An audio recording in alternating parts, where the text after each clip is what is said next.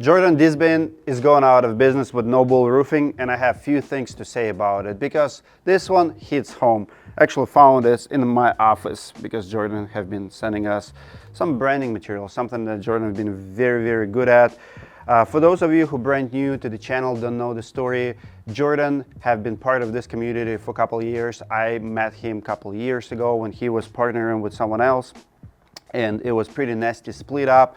They split, he came to me with his story, started No Bull Roofing, and I helped him with advice, with weekly calls, invited him to my conference, and Jordan was picked as the person who wanted to support that year.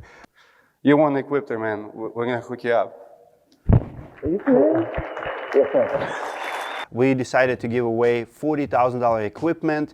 When I looked at his story, when I heard his journey in the business, I felt bad for the guy. He just started on his own. He told me that he has to pay $36,000 to his previous partner. And I decided to help him. We gave away $40,000 Equipter.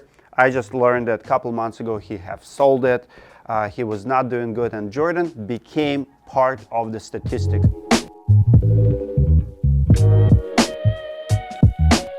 A couple days ago I talked to Jordan. The reason for my call was one of the homeowners who found him through directory.com, my recommendation. On top of everything I've been recommending Jordan on directory.com, homeowner came to us, filed the claim with No Bull Roofing because they have received a lien from the supplier.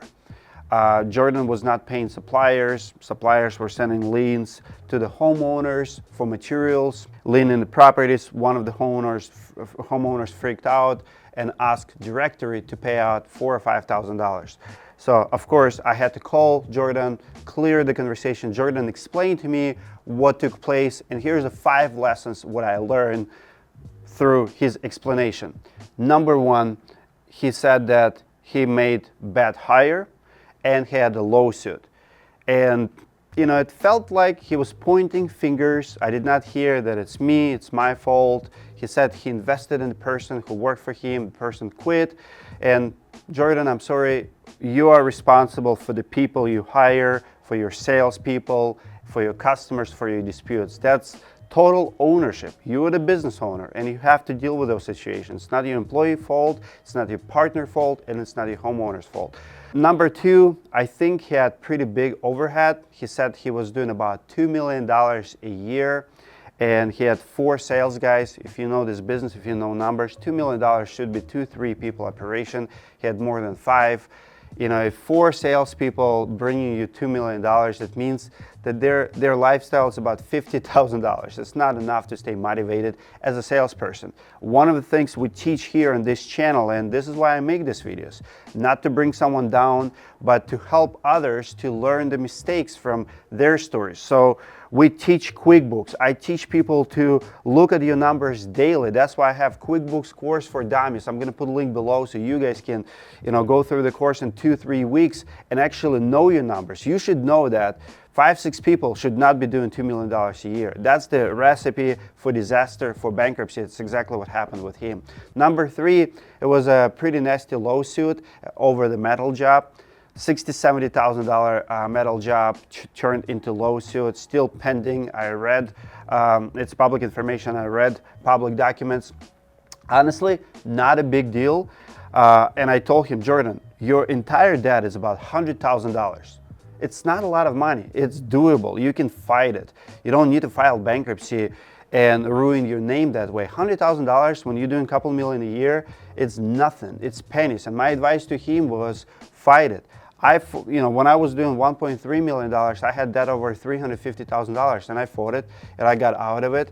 It's like a credit line. It's all in your head. You can do it.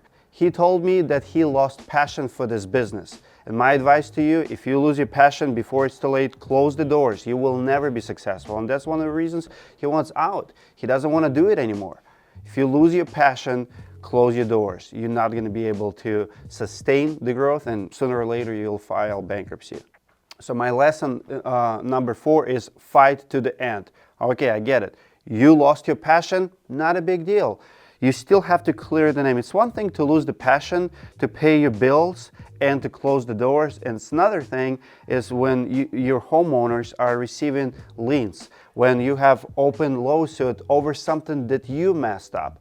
You made a mistake, $50,000, $60,000, $70,000 mistake is still your mistake.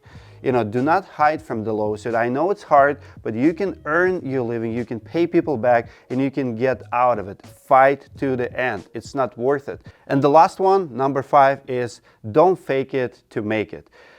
Here's what I'm tired of. On the outside, we put the best of the best. I mean, look at, Noble is a great example of it. Up until last moment, if you follow Jordan, if you follow Noble, he was trying to stay positive, and I'm not against it. There is a fine line between faking it and being transparent.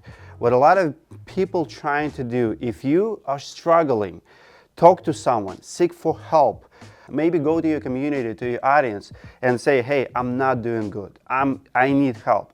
Don't tell the world how great you are, how great your team are, if you, on the back end, about to close your doors.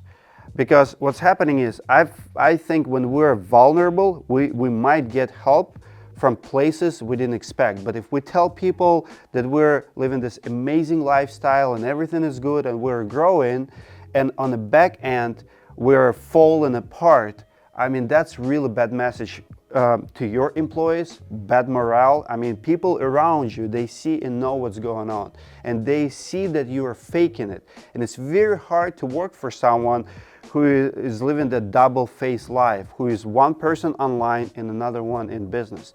My advice to you, if you're struggling, your employees need to know that you're struggling, your audience need to know that you're struggling, maybe your customers, and that's the only way out. Faking will never help you to go through. And the last one is a bonus. The whole Equipter story. For 2 years, I did not hear anything from Jordan. He went in his own zone.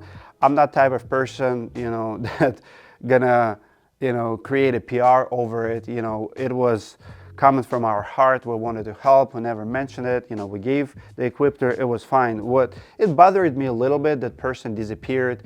No communication for a couple of years. He kind of left our community, and it's fine. I wish him nothing but the best. But a couple of weeks ago, on October 25th, he sent me a video asking to promote his new venture. He decided to become a consultant. He decided to teach branding, and he told me that that's what he wants to do in life. I am working on building a brand consulting / training. He asked for extra publicity, and this is the extra publicity that he asked for. Jordan, you asked me to promote your branding, and I'm going to promote your branding. I don't think you should be doing branding. I don't think you should be teaching others, because you're a great example that branding is not enough. Branding is your customer service. Branding is what other people are saying about you. Branding is your reputation. Branding is not just a logo on a t-shirt. Branding is everything you do.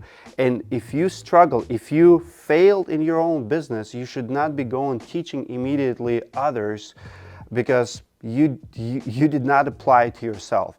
Fix your business first, then sell it, pass it on, maybe close it, build a name, don't ruin your name, and then teach others, and people will follow you. You have to become a giver. I feel like Jordan has been taken from this community and not given back. And I did not hear from you for 2 years, and 2 years later you need help again. You're asking to promote you again, and I will promote you again. But you have to fix your mistakes first. Comment below what you think about the story, and I'll see you guys in the next video.